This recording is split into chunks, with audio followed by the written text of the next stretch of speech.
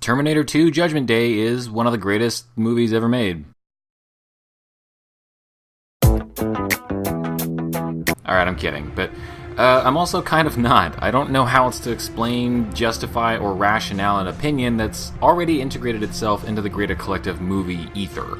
I don't know anyone that doesn't love, or at least like, this movie. It's so widely known and accepted at this point, not to mention it's been around long enough that there isn't a whole lot else about it that I could possibly add. And while that could get me out of having to do one video, that same logic would then have to apply to any and all future reviews of anything ever. So I may as well do the only thing I possibly can do, which is give you my personal thoughts on the movie. So the War of the Future is still going on, and the machines still really want to go with the whole let's time travel to kill John Connor, the leader of the human resistance thing. In the first movie, they targeted John's mom, Sarah, but since there being a sequel means that plan didn't do so hot, they instead target John when he was a boy, during a time when he has no real family or anything to protect him. They send another Terminator back in time to do the job, but the human resistance sends a reprogrammed Terminator of their own to be John's guardian. So it's a race to see who can get to John first, and it's a hell of a race. What's the problem?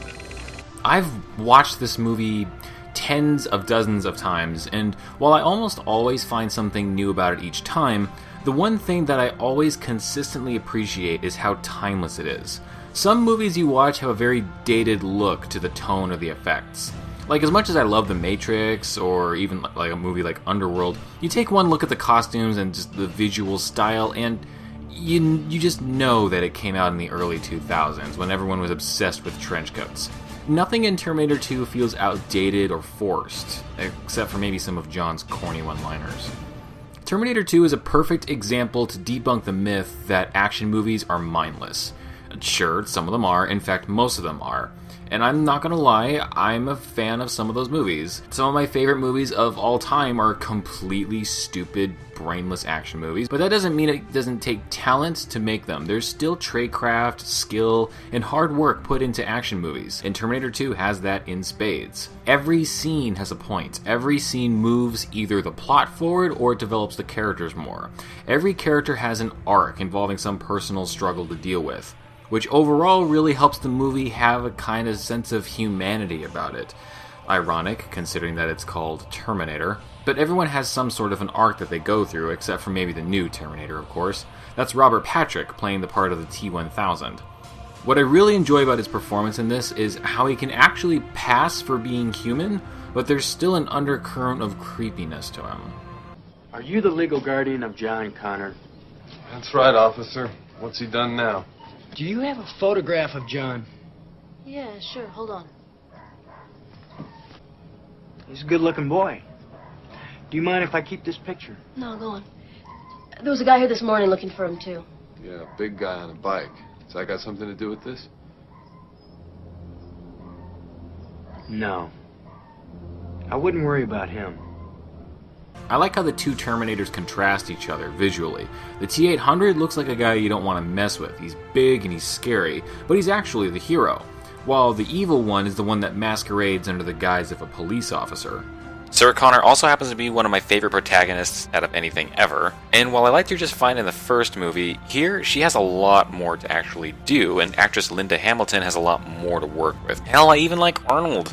Maybe he really is just best when he's only speaking 2 or 3 lines at a time. No! Jesus, you were gonna kill that guy! Of course, I'm a Terminator. This movie is over 20 years old. The effects still look unbelievable. I'd even go so far as to say that they're better than Jurassic Park special effects. James Cameron has always been a big fan of using clever camera work and practical effects to get his scenes done, and he only really uses computers if a scene literally cannot be done in real life. Well, at least he was a fan of that. Like this scene here when they're repairing the Terminator. The shot has them looking into a mirror as they work, but if you notice, the cameraman isn't in the mirror's reflection, so the camera isn't really there. So then, how did they get the shot? Well, I mean, nowadays you could just do it with a computer, but instead they got creative.